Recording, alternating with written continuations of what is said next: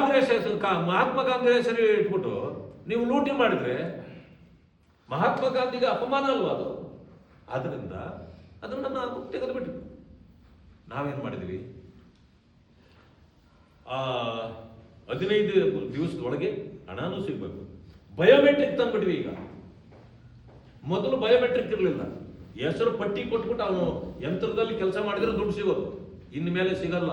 Biometric ಅಲ್ಲಿ ಇಟ್ಕೋತಾರೆ, ಅದರಲ್ಲಿ ಒತ್ತಿದ್ರೆ ಅವನ ರಿಜಿಸ್ಟರ್ ಆದ್ರೆ ಕೆಲಸ ಮಾಡಿ ಅವನು ಆ ಖಾತೆಗೆ ಹಣ ಹೋಗುತ್ತೆ, ಅವನಿಗೆ ಸಿಗುತ್ತೆ, ಇನ್ಮೇಲೆ ಬೇರೆಯವ್ರಿಗೆ ಸಿಗೋದಿಲ್ಲ. ಇಷ್ಟೊಂದು ಅನುಕೂಲಗಳನ್ನ ಎಲ್ಲ ಮಾಡಿಕೊಟ್ಟು ಇದಾದ್ಮೇಲೆ ಅದರ ಹೆಸರನ್ನ ಬದಲಾಯಿಸಿದ್ದೀವಿ, ವಿಕಸಿತ್ ಭಾರತ್. ನಮ್ಮ ಎಲ್ಲ ವ್ಯವಹಾರದಲ್ಲಿ ವಿಕಸಿತ್ ಭಾರತ್ ಇರುತ್ತೆ. ಯಾಕೆ ಅಂದ್ರೆ ನಾವು ದೇಶಕ್ಕಾಗಿ ಮಾಡ್ತಕ್ಕಂಥ ಕೆಲಸವೇ ಹೊರತು ನಾವೊಂದು ಕುಟುಂಬಕ್ಕಾಗಿ ಮಾಡೋದಲ್ಲ.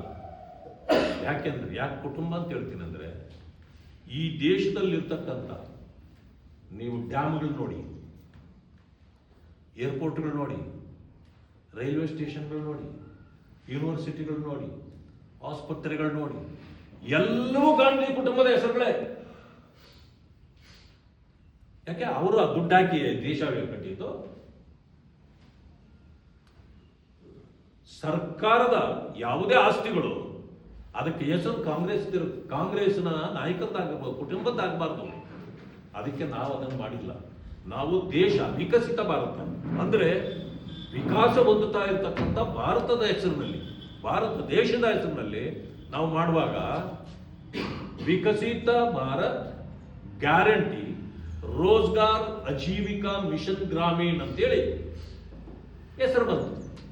ನೀವು ಹೇಗೆ ಮನ್ರೇಗಾ ಅಂತ ಜೋಡಿಸಿದ್ರು, ಆ ಜೋಡಿಸುವಾಗ ವಿಜಿ ಅಂದ್ರೆ ವಿಕಸಿತ ಭಾರತ್ ಗ್ಯಾರಂಟಿ, ರೋಜ್ಗಾರ್ ಅಜೀವಿಕಾ ಮಿಷನ್ ಅಂದ್ರೆ ರೋಜ್ಗಾರ್ ಅಂದ್ರೆ ಆರ್, ಅಜೀವಿಕಾ ಅಂತಂದ್ರೆ ಎ, ಮಿಷನ್ ಅಂದ್ರೆ ಎಂ, ಅದು ರಾಮ್, ಆಮೇಲೆ ಗ್ರಾಮೀಣ. ಹೆಂಗಾಯ್ತು? ಇದನ್ನು ಜೋಡಿಸಿದಾಗ ರಾಮ್ ಅಂತ ಬಂದ್ಬಿಡ್ತು. ರಾಮೋದ್ಭವ ಆಗಿದ್ದು ಕಾಂಗ್ರೆಸ್ಗೆ ಬೆಂಕಿ ಬಿದ್ದೋಯ್ತು. ಯಾಕೆಂದ್ರೆ ರಾಮನ್ ಕಂಡ್ರೆ ಕಾಂಗ್ರೆಸ್ನವ್ರಿಗಾಗಲ್ಲ, ಹಿಂದೂಗಳನ್ನ ಕಂಡ್ರೆ ಕಾಂಗ್ರೆಸ್ನವ್ರಿಗಾಗಲ್ಲ. ನಾವು ಅಲ್ಲೂ ಮುಸ್ಲಿಂ ಹೆಸರು ಎಲ್ಲಿ ಇಡ್ಲಿ? ನಾವು ತಂದು ಮುಸ್ಲಿಂ ಹೆಸರೇನೋ ಬಂದ್ಬಿಟ್ಟಿದ್ರೆ ಒಪ್ಕೊಂಡ್ಬಿಡೋರು ಬಂದು ಕಾಂಗ್ರೆಸ್ನವ್ರಾಗೆ.